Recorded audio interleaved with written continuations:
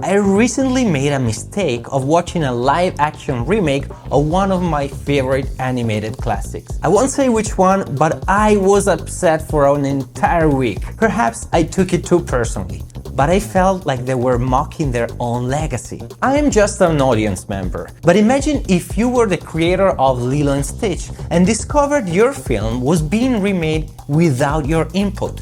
How would you react? At least go back to the original filmmakers and take them to dinner. Have a few whiskeys and a glass of wine and some salmon. Talk it through. Tap us. Ask us how we made it, why we made it. Besides Lilo and Stitch, Chris Sanders wrote and directed the Croods, How to Train Your Dragon, and The Wild Robot. He shares a surprising perspective on why many of these films fail. Is the problem the creative team behind them, or is it just the limitation of the medium? Both Lilo and Stitch and How to Train Your Dragon are being made into live-action films. What was your first reaction when you heard the news? I think when you work in animation, hearing that is always a little bit hard, to be honest. I would use Lion King as an example. There was an interesting moment because I had this interview. A guy called me up and basically had this entire interview. How do you feel about this? And it was interesting because I said, well, there's a frustrating aspect to this because we did it right the first time. There is no need to redo it, right? But then on top of it, the finished film was almost shot for shot the movie that we made. So the weird thing is, rather than being upset by that, I suddenly was on the opposite side going, I'm glad they copied it because we got it right the first time. So Lion King is a weird one. They're all a little weird. It's always a little weird. My feeling about, like, for example, Little Mermaid, when I was watching it, I saw it twice. Something crystallized in my head. I think one of the challenges of bringing an animated film to live action is the budget. Okay, the under the sea sequence in Little Mermaid. That was a lavish, colorful, sumptuous sequence that had a lot of characters and fun. And when I watched the live action one, I was aware of, they hit a limitation. They couldn't build enough unique characters, and they couldn't populate the screen like we did. That screen was full of color and characters that were crossing and stuff like that. And what they had to do, which I understand, they had to make a lot of jellyfish and a lot of brittle stars, and they made a lot of sea turtles. But the general population of that sequence was really low. And so it didn't have that explosion of energy and stuff that the animated one did. They were really limited, frankly, by their budget. So every single one of these is a unique case. In the case of How to Train Your Dragon, Dean is directing it. That's a good idea. The person who did it originally should direct it, because I guarantee, just like me, there were frustrations while making the animated version because there were limitations. And the idea of doing it live action, the first thing that's going to go into your head is like, I know exactly what I do because we were not able to do these things, but now we can do these things. And I also think that the original filmmakers, they understand the property. When we were working on Mulan, it was the hardest film I've ever worked on. And the hardest part of it was Mulan's character and trying to figure out how she worked. Because within Disney at the time, we had Beauty and the Beast and Little Mermaid. And so we had a series of movies where there was a female protagonist, female lead, who was dissatisfied with where she was and she wanted to change things. So when we started Mulan, the first set of writers, we dealt with this for over a year. It was a long time before one day I woke up and a light bulb went on above my head and I was like, oh my God, I know what the problem is. In the movie that we were working on, the original movie, the one you never saw because we changed it, Mulan was betrothed to somebody and she didn't want to be in an arranged marriage because the writers from the modern world were like, a woman would never want to be in an arranged marriage. That's horrible. So when war broke out and her father was called to war, when Mulan stole the armor and left, the problem with the story is that she was leaving because it was convenient to get away from an arranged marriage. So it ruined and watered down the main idea, which is she went to war even though it would ruin her relationship with her family and her dad. She loved her father so much that she was willing to destroy her relationship with him to save his life.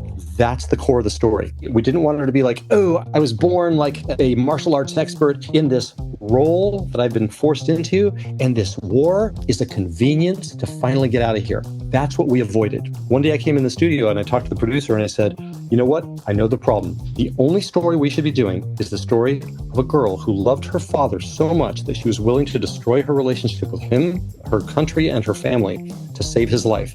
She valued his life above everything else. That's the story we're doing. And if anything else is getting in the way of that, today I'm going to kill every other storyline. The writers were like, so the arranged marriage? And I said, no more arranged marriage. Arranged marriage is gone. She's leaving because she wants to save her father. And they were like, okay, so the whole thing with the matchmaker, where she doesn't want to go to the matchmakers. I said, nope, she wants to go to the matchmaker. Believe it or not, we must make a movie about a girl who is 100% okay with an arranged marriage. It doesn't mean she's good at it. She can still be a really fun character, and she can screw up in front of the matchmaker. She can be an interesting, awkward character, but she cannot be a martial arts expert, and she cannot be against an arranged marriage. And that really blew their minds. They're like, well, how can she be okay with an arranged marriage? I'm like, because if she isn't, it ruins the movie. So it's mechanical. In the live action film, young Mulan was a martial arts expert. She was like flying on the rooftops and doing tumbles and fighting and doing these things. And they were like, Mulan, you mustn't do this, la, la, la. They stepped into the exact thing that we avoided. We got it right. The moment I heard they were doing a Mulan movie, first thing I thought was, I'll bet you anything that they're going to take the easy route and go like, see, she's a warrior. She was born a warrior and she's never going to get a chance. Oh my gosh, she got a chance. So when she left to save her father, was she leaving to save her father, or was she leaving because she was finally going to get out of this village that was keeping her down? That was the problem. There's a theme of simplicity that I see, making bold choices of cutting things that have been there for a while in the story. Exactly. The boomerang line that I was using with my writers and everybody else on Mulan, which is, nope, this is the story of a girl who goes to war to save her father because she loves him so much. That's our story. Boom. Anything else is not your story. So get rid of it. We understood that movie and that story because we had worked for years to figure it out.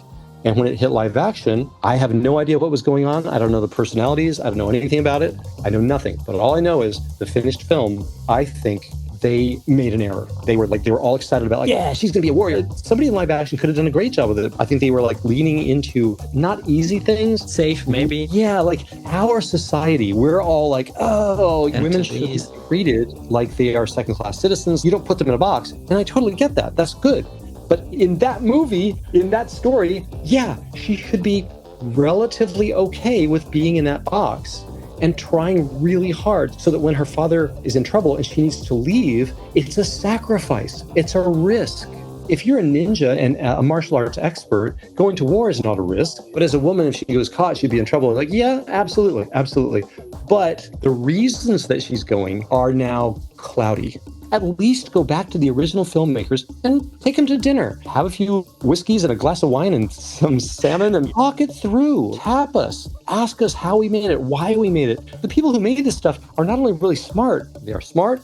There are multiples of them because I don't make these movies up on my own. I have hundreds of artists, story artists and editors that are helping me. That accumulation of brain power is what makes these things work. Yeah, if you're going to do a live action film with something that somebody's already done, go talk to them. Just take them to dinner. Maybe they'll say something that could really help you out. So what do you think about all of these remakes? Share your views in the comments. But remakes aren't the only hot topic in the creative world. Keep watching to discover how AI is already disrupting the animation industry by clicking on this video. I'm Pietro, this is Write for Animation, and let's see you there.